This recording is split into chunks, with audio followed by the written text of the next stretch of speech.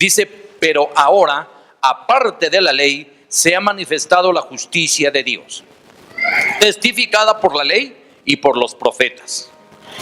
La justicia de Dios por medio de la fe en Jesucristo para todos los que creen en Él, porque no hay diferencia.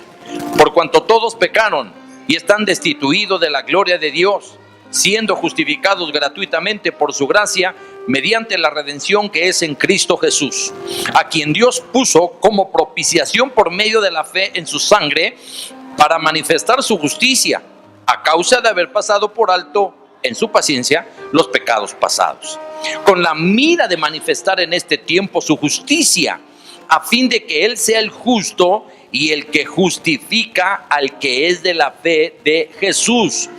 ¿Dónde pues está la jactancia? Queda excluida. ¿Por cuál ley? ¿Por la de las obras? No, sino por la ley de la fe. Concluimos pues que el hombre es justificado por fe sin las obras de la ley. ¿Es Dios solamente Dios de los judíos? ¿No es también Dios de los gentiles? Ciertamente, también de los gentiles, porque Dios es uno y Él justificará por la fe a los de la circuncisión y por medio de la fe a los de la incircuncisión. Luego, ¿por la fe invalidamos la ley?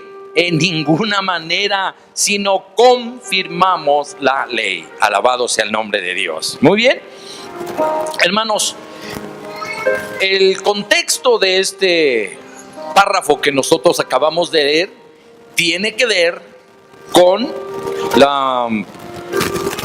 el diagnóstico, dijera yo. El Salmo 14 e introduciendo algunos otros versículos de la Biblia, no nos daría tiempo estar estudiando todo, hace un diagnóstico del hombre y nosotros podemos observar que el hombre está totalmente desahuciado, el hombre está muerto, porque cada parte de su existencia, cada parte de su ser completamente está deteriorado. No tiene la función correcta, no funciona bien delante de Dios. El hombre sin Dios no funciona bien. El hombre sin Dios no se comporta bien, no actúa bien, no piensa bien, no ama bien, no siente bien, no vive bien. Todo le afecta. El hombre que no tiene a Dios es un hombre enfermo integralmente. ¿Qué queremos decir con eso? Que la enfermedad no solo se localiza en el cuerpo, sino que la enfermedad trasciende a la parte inmaterial en la constitución del hombre. Todo su ser, espíritu, alma y cuerpo está en una condición de sentencia de muerte. Están desahuciados. No se puede hacer nada por el hombre. No se puede hacer nada por un hombre que no tiene a Dios. La única salida es Jesucristo. El único remedio es Jesucristo. Jesucristo es la medicina del alma. Jesucristo es la medicina del cuerpo. Jesucristo es la restauración del espíritu. Porque la Biblia dice que el espíritu que está en el hombre, que es regenerado, vivificará también nuestros cuerpos mortales por su espíritu que mora en nosotros. Por eso es indispensable, necesario y urgente que el hombre tenga una relación con Jesucristo, porque el hombre, vuelvo a repetir, está enfermo. Hay un diagnóstico, no hay quien busque a Dios, no hay ni siquiera uno, dice la Biblia. Todos se desviaron a uno. Su garganta está como un sepulcro, hay veneno de áspides debajo de su lengua, sus pies corren presurosos hacia el mal, hay sangre en sus manos, sus pensamientos están torcidos, corrompidos, pervertidos, sus emociones son tortuosas, sus emociones están retorcidas, no tienen forma, no tienen figura, no tienen atractivo. La pincelada perfecta de Dios en el hombre cuando fue creado ha sido completamente borrada por el pecado. El pecado ha convertido a los hombres en verdaderos monstruos a los ojos de Dios. Nosotros nos vemos unos a otros, nos admiramos los rasgos. ¿Quién no ha visto un concurso de belleza femenina en el tiempo pasado? Actualmente no lo hacemos, pero ¿quién no vio un concurso de belleza femenina y evaluó las características o las gracias anatómicas de las personas. ¿Quién no ha visto una competencia de los hombres más fuertes del mundo? ¿Quién no ha observado? A los ojos de los hombres son bellos, son hermosos, pero a los ojos de Dios el hombre es un monstruo, es peor que un monstruo, está deformado, no tiene el color que Dios le agrada, no tiene el aroma que Dios le agrada, no tiene el gusto que Dios le agrada, no tiene el arte de Dios en su vida, ha sido completamente deformado, ha sido corrompido, está sucio, está pestilente, está podrido. Es necesario que el hombre necesite una restauración. Y la Biblia, hermano, nos revela que el hombre continúa vivo, porque la pregunta lógica es decir, bueno, ¿y entonces por qué Dios tolera eso? Usted y yo, cuando algo se nos echa a perder, ¿qué hacemos? Lo tiramos, lo abominamos, lo rechazamos de nuestra vida, lo ponemos lejos de nuestros ojos, lo ponemos lejos de nuestro olfato y por supuesto lo ponemos lejos más aún de nuestro gusto. Además nos deshacemos de él porque puede ser un foco de contaminación hacia nosotros. Y yo le voy a decir una cosa, el hombre en ese estado, aún Dios, y aquí está el poder de la gracia redentora y transformadora de Jesucristo. Aún Dios, estando muertos en delitos, en pecados, estando sucios, estando corrompidos, estando podridos, estando echados a perder, aparentemente sin ningún remedio, Dios nos ha conservado la vida aún así, porque tenía la mira en el futuro de transformar esa miseria del hombre para regresarnos la gloria con la que fuimos creados. Bendito sea el nombre de Dios. Oh, gloria a Dios. Gloria al Señor Jesucristo. Después de este diagnóstico quedaba una salida aparentemente para los hombres. Dios nunca la propuso exactamente como una salida.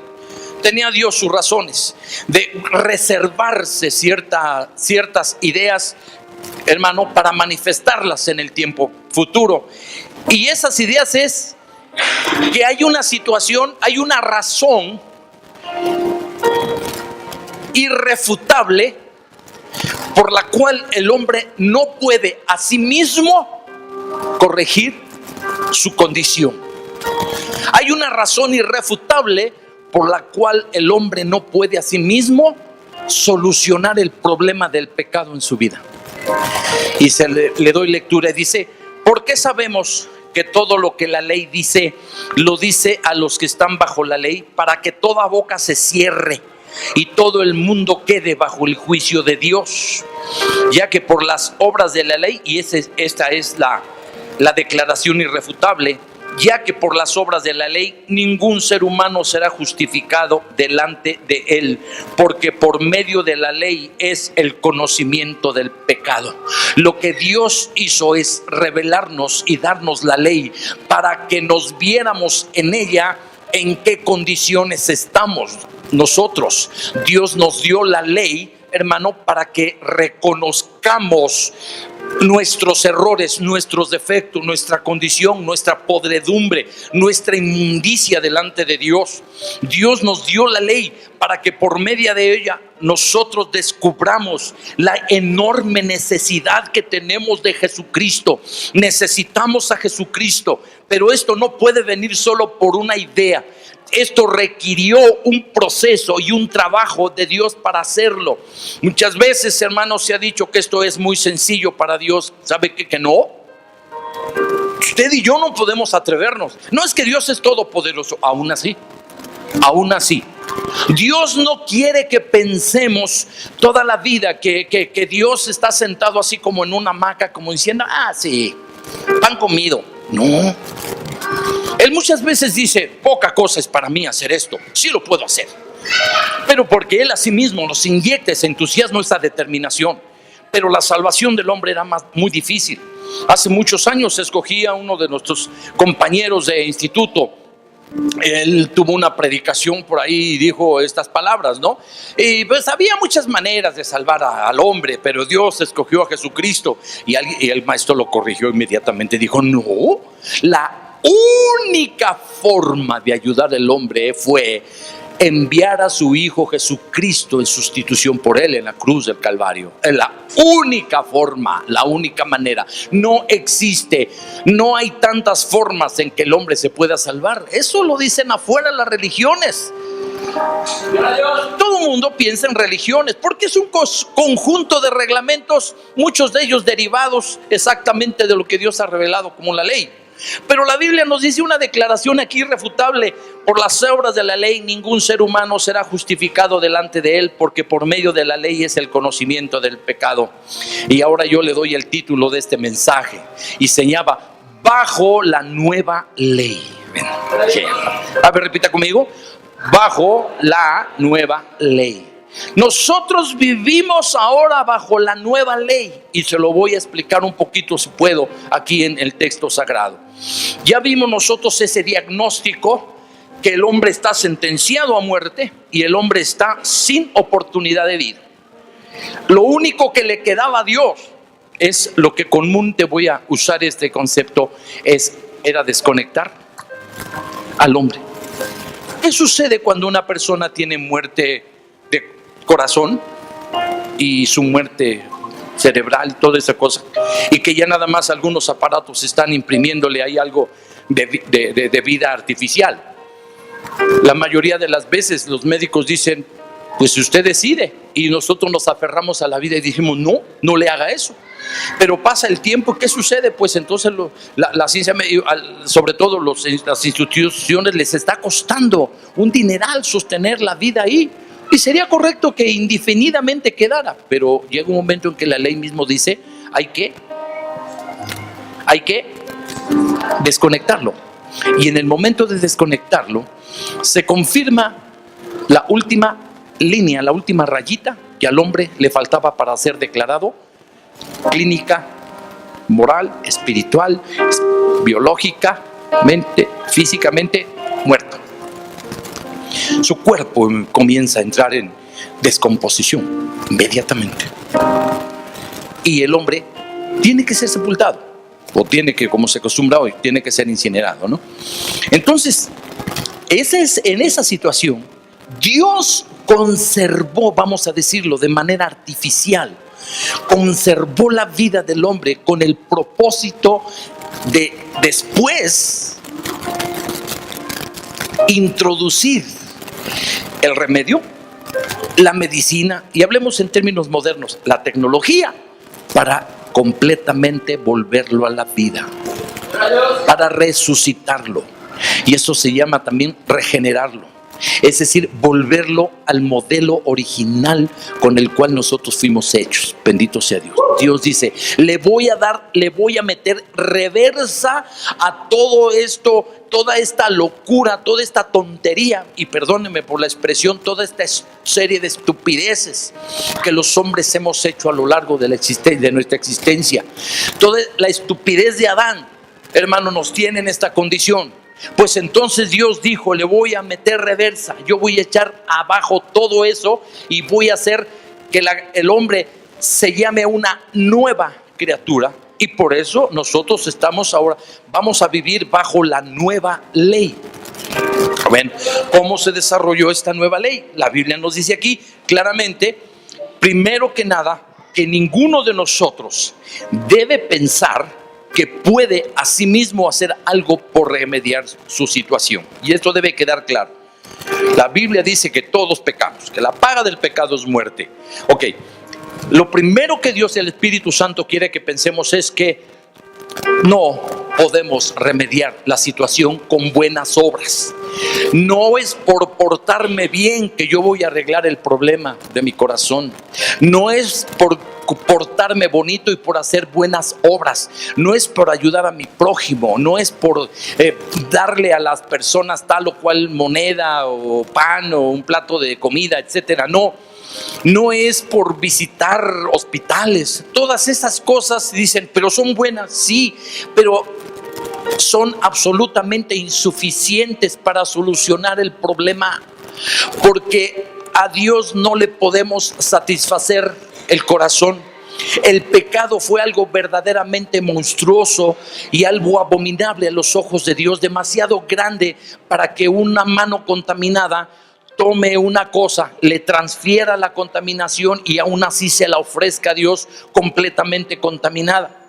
Yo le pongo un ejemplo. Usted de repente ve ahí, tiene un hijo y el niño está viendo cómo trabajan en las alcantarillas aquellas personas sacando el lodo, los lodos negros ahí, putrefactos, sucios, malolientes de las alcantarillas, y están trabajando, y de repente uno de ellos ahí se le ocurre tener y tiene un pedazo de pastel y toma ese pastel y se lo empieza a comer, ya, hipotéticamente, y de repente ese otro pedazo de pastel, usted ve que aquel señor se acerca y le dice al niño, a su niño de usted, le dice: ten, te comparto. ¿Usted permite eso? No, ¿por qué? Porque ahí van tifoidea, va pulmonía, no sé cuántas enfermedades van en el contacto que tuvo este hombre. Eso es exactamente lo que representan las buenas obras del hombre para cuando quiere hacerlas. Todo donde pone su mano lo contamina y le transfiere su condición sucia, perversa y contaminante. Además, el asunto del pecado no es algo físico, es algo espiritual. Y en la carne, o sea, la parte física no tiene acceso a ello, no puede remediarlo. Entonces, la Biblia dice aquí que entonces tienes que saber que Dios nos dio la ley, que en sí misma la ley es perfecta, sí, pero que nos la dio para que conociésemos lo que es pecado. Dicen los judíos que hay 613 leyes o 613 mandamientos. Son 365 de ellos negativos y vamos a ponerle así 248, digamos, positivos o de otra índole. Y todos ellos tienen el propósito, hermano, de mostrarnos lo correcto que sería vivir bajo esos estatutos. Pero a nosotros nos es imposible el cumplimiento de la ley por causa de lo que ya explicamos anteriormente. Todo lo que bueno que queramos hacer lo vamos a contaminar. La ley es mala, no, porque el Salmo 19 dice: la ley de Jehová es perfecta, que convierte el alma. Perfecta significa que está completa en sí misma, ¿verdad?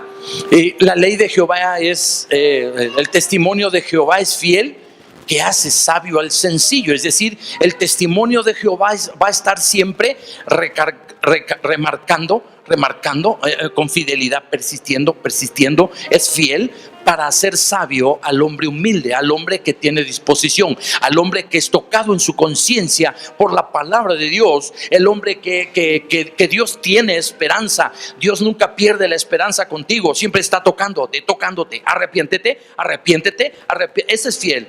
El testimonio de Jehová es fiel, que hace sabio al sencillo. Los mandamientos de Jehová son rectos, es decir, ellos no tienen no hay manera de perderse ni de extraviarse en los mandamientos de Dios. No hay forma de equivocarse. Eso es lo que significa.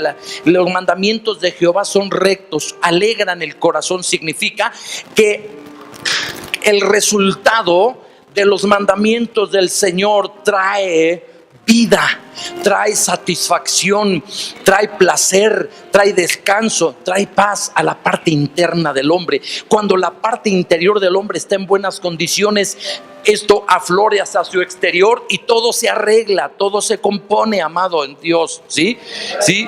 ¿Qué dice los mandamientos?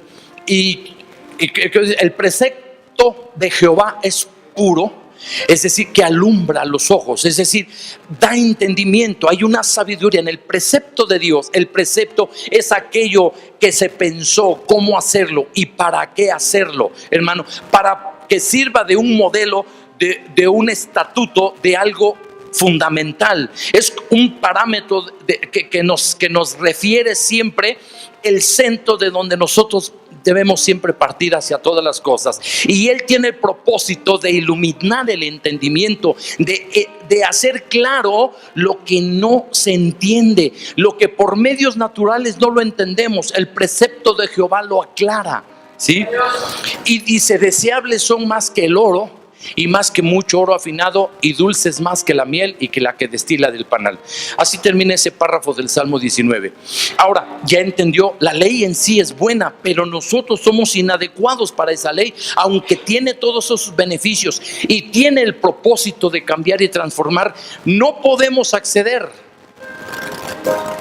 aunque los leamos, no podemos cambiar las cosas. Necesitamos, para utilizar los términos modernos, necesitamos el software de Dios para poder bajar todas esas aplicaciones y poder navegar sobre todas sus posibilidades. Y eso es la nueva ley. Bajo la nueva ley necesitábamos una ley nueva, porque la ley vieja era incapaz de transformar y de cambiar al hombre, por cuanto el hombre estaba muerto. Si el hombre hubiera estado vivo, podía cumplir con esa ley, pero como el hombre está muerto, no la puede hacer. El hombre está sentenciado, como ya dijimos en la introducción. El hombre está desahuciado y, peor aún, está sentenciado a muerte. ¿Sí? Porque dice la Biblia que para que toda boca se cierre y todo el mundo quede bajo el juicio de Dios. ¿Qué significa? No solamente estamos desahuciados, víctimas de nuestros propios errores y equivocaciones, no, sino que estamos sentenciados como consecuencia de eso. Porque si no entendemos en qué consiste el pecado, ya lo hemos dicho en estudios anteriores, el pecado, más que nada, una de las muchas cosas que dijimos, algunas, es que es una mancha en la santidad de Dios. Es una injuria a su realeza, a su majestad. El pecado es una injuria contra el rey.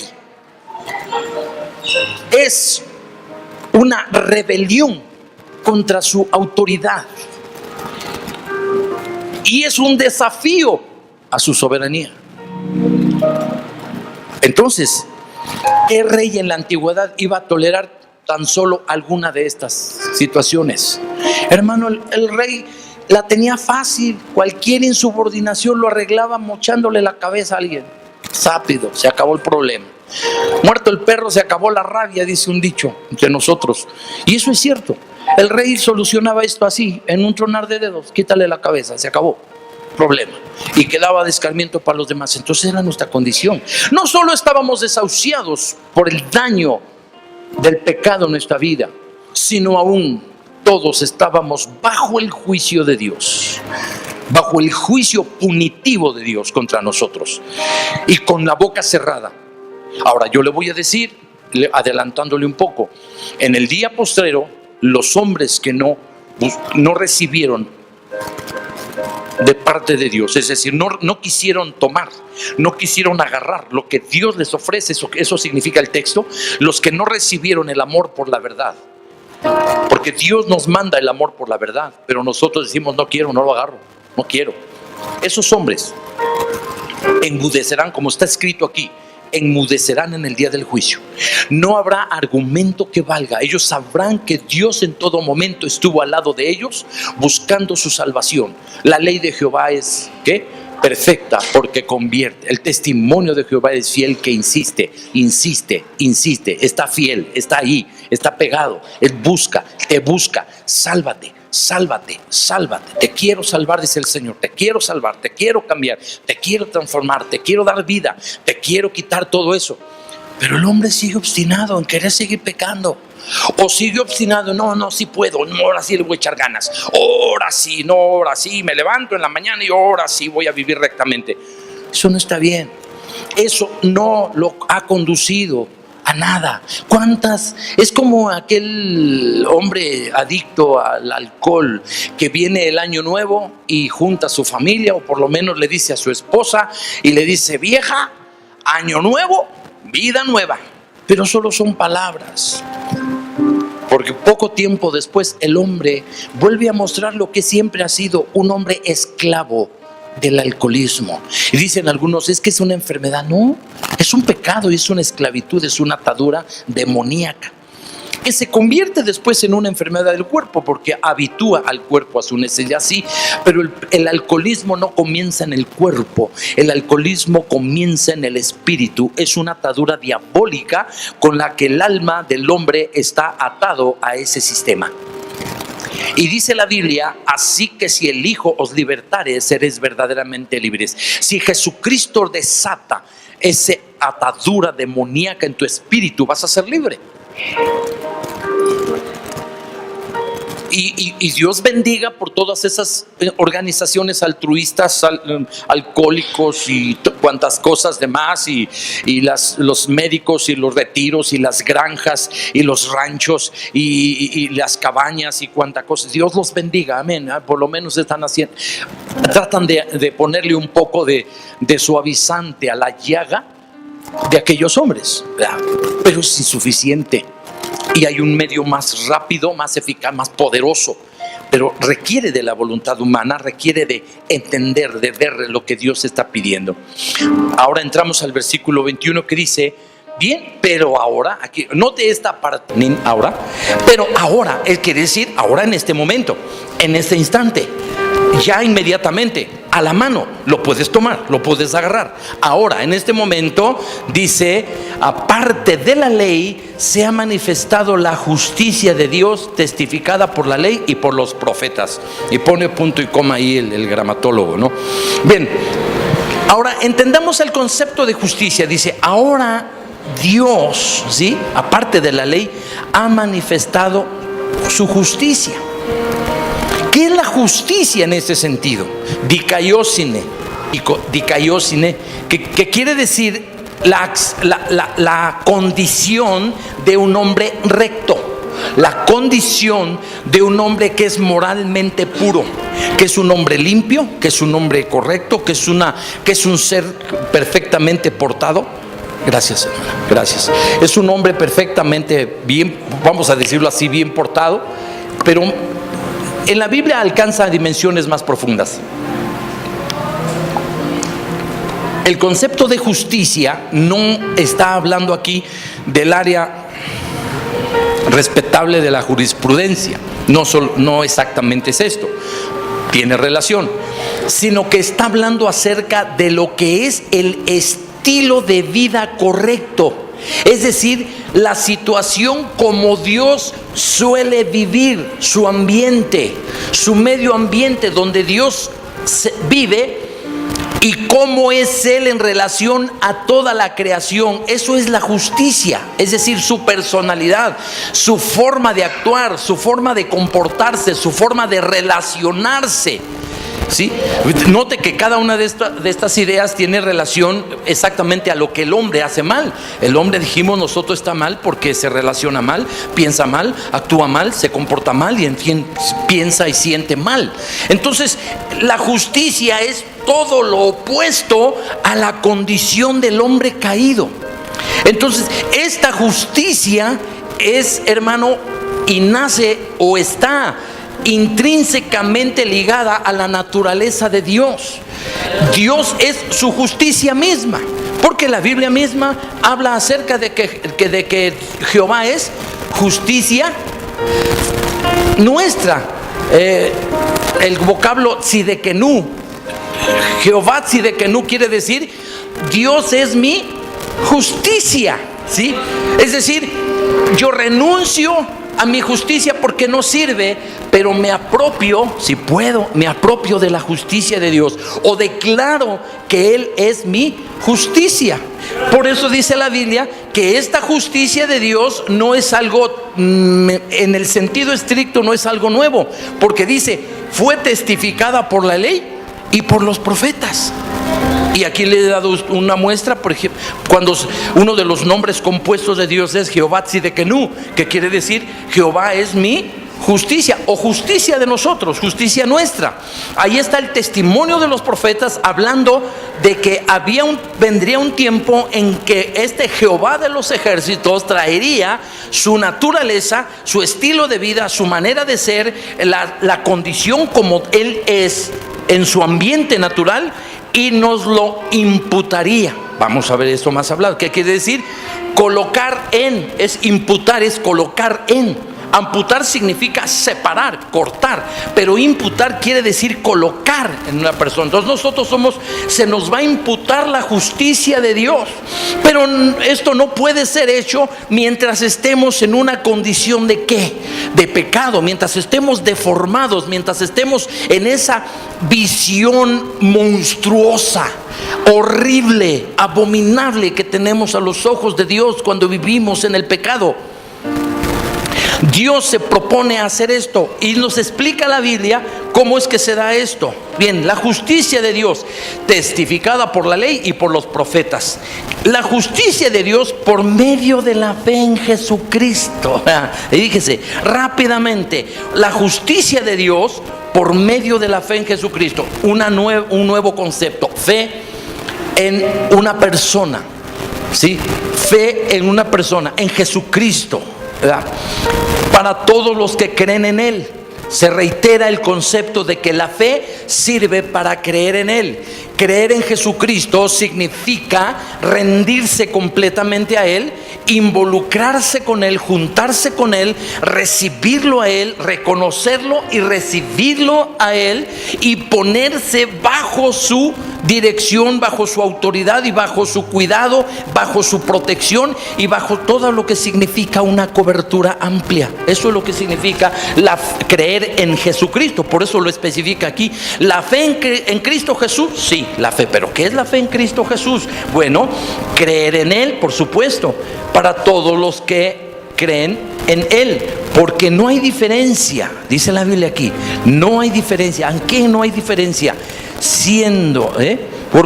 No hay diferencia por cuanto todos pecaron y están destituidos de la gloria de Dios. La Biblia nos está diciendo, no hay diferencia. Lo primero que debemos entender es que no existe nadie que esté en un lado neutral. Ya no digamos en el lado bueno, por lo menos en el lado neutral. Hay quienes dicen, yo ni de Dios ni del diablo, yo estoy en medio. Eso es una tontería, no es una perogrullada, por favor. No soy ni de Dios ni del diablo, yo aquí por eso no tengo nada. ¿Estás loco? Si ese pensamiento es diabólico, porque es la filosofía diabólica y carnal lo que lo está diciendo, ¿verdad? Bueno, entonces, ¿qué nos está diciendo aquí la palabra de Dios? Todos, por cuanto todos pecaron, están destituidos de la gloria de Dios.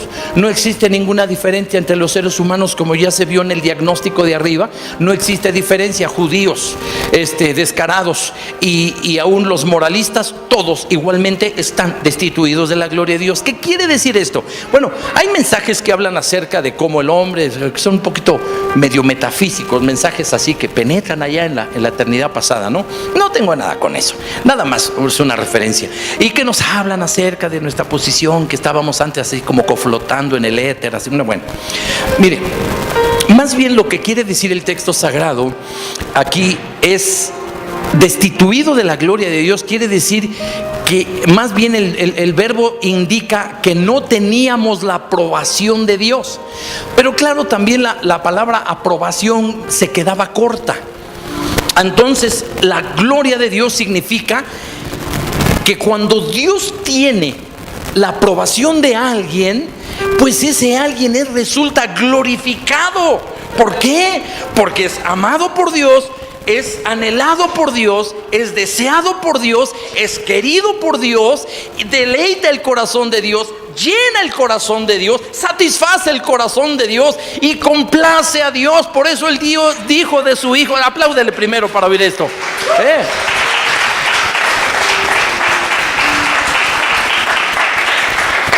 Gloria a Dios. Por eso Él dijo, este es mi Hijo amado en el cual tengo complacencia. Me deleito en este Hijo. Amado, usted puede deleitar el corazón de Dios, sí, cuando va vestido de la justicia de Jesús. Dios ve a su Hijo haciendo la obra perfecta en usted, en un ser transformado, cambiado, glorificado, y entonces podemos satisfacer. Dios se gloría en su iglesia, se gloría en sus hijos, se gloría en sus creyentes. Entonces dice, por cuanto todos pecaron, ninguno satisfacía el corazón de Dios. Es decir, ninguno estaba en la condición de que la gloria de Dios fuera algo así como retroalimentado, ¿no? Alguna retroalimentación. Dios lo glorifica y esa glorificación hace que Dios se glorifique aún más. Bendito sea Dios. Algo medio difícil de entender, pero igualmente bendición para nosotros.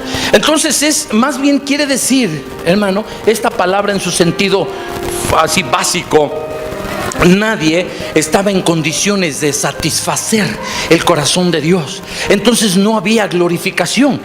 Todos estaban en ese sentido imposibles como se tradujo aquí, destituidos. Es decir, como no fueron aprobados, entonces fueron rechazados.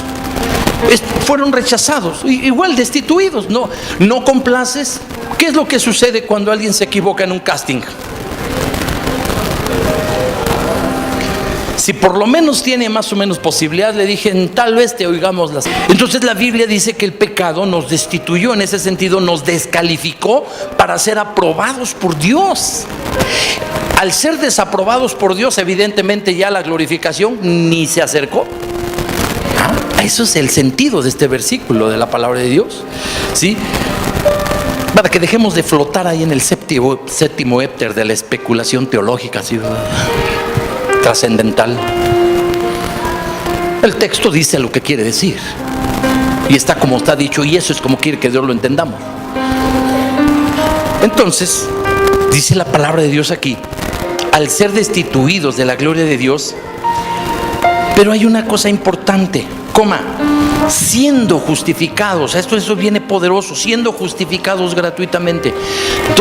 Dos ideas aquí que se yuxtaponen: destituidos, pero siendo restituidos, prácticamente destituidos y restituidos.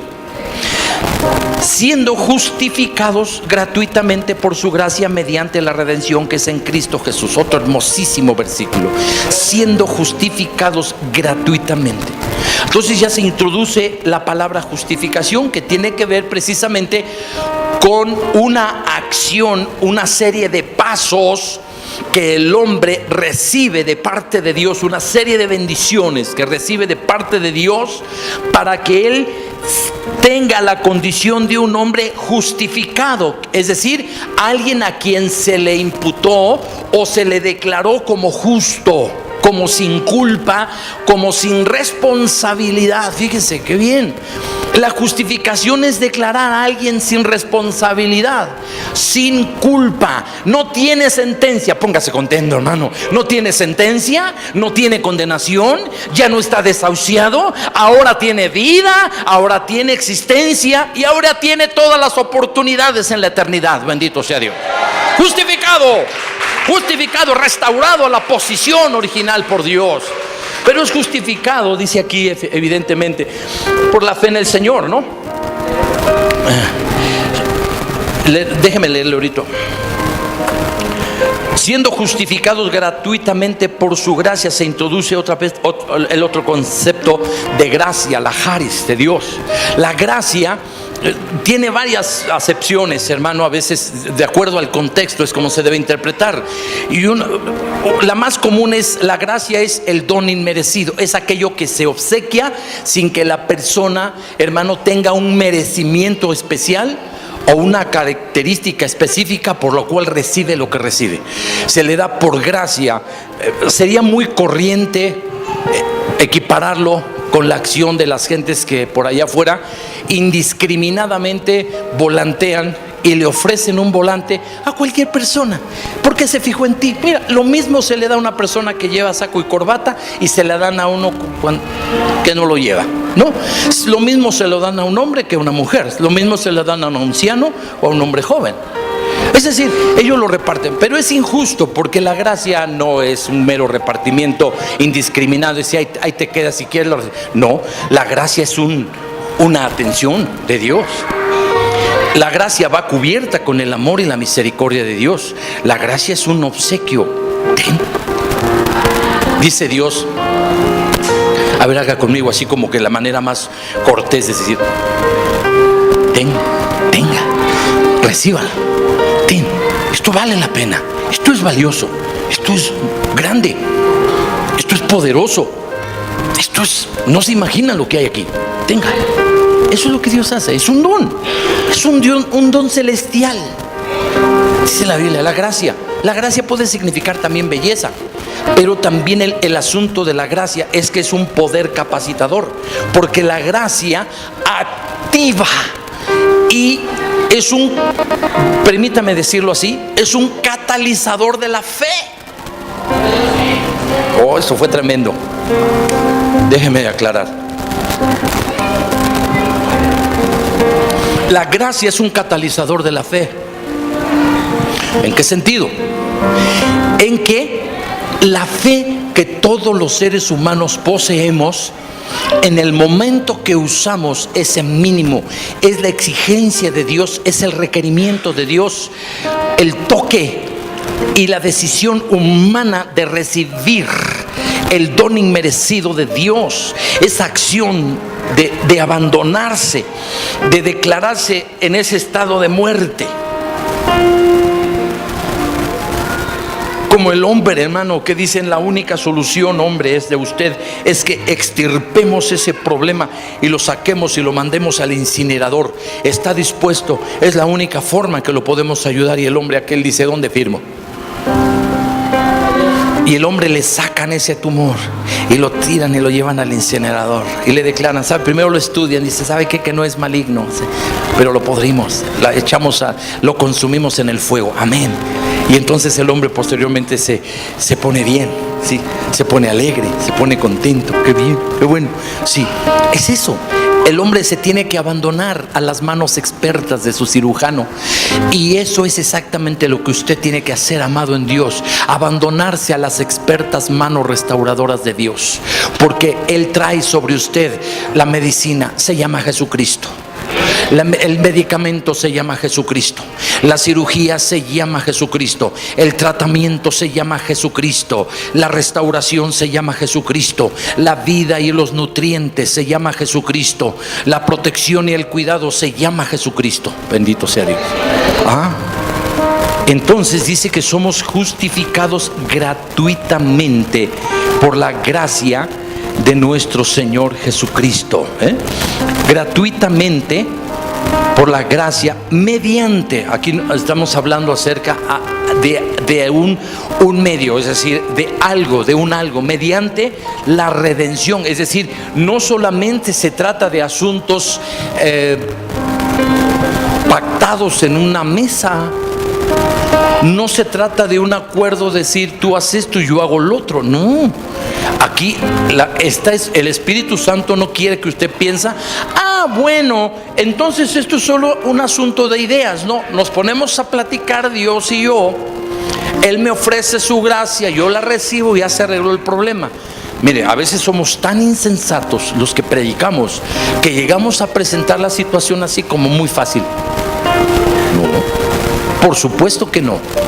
Hermano, no fue fácil la redención del hombre. Quítese de la idea de que para Dios fue quitarle un pelo a un gato.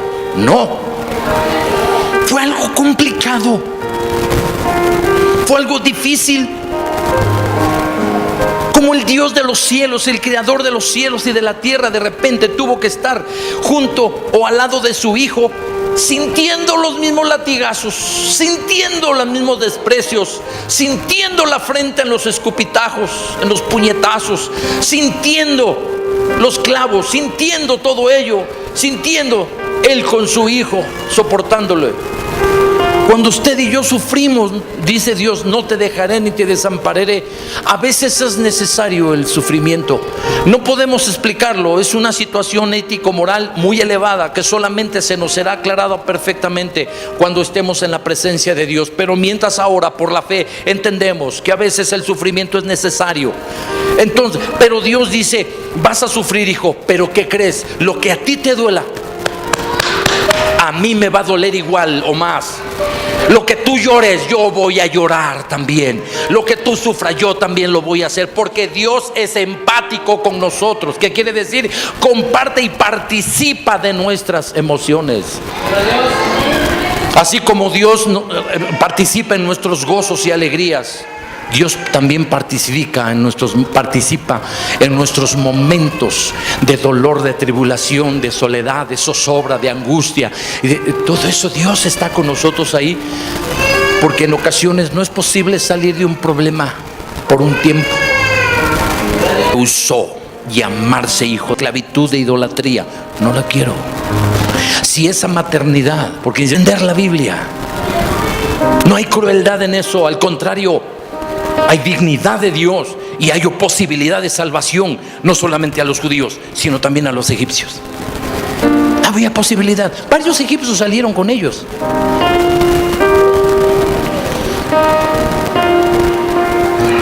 Me voy a tener que parar, ya nomás te digo esta idea.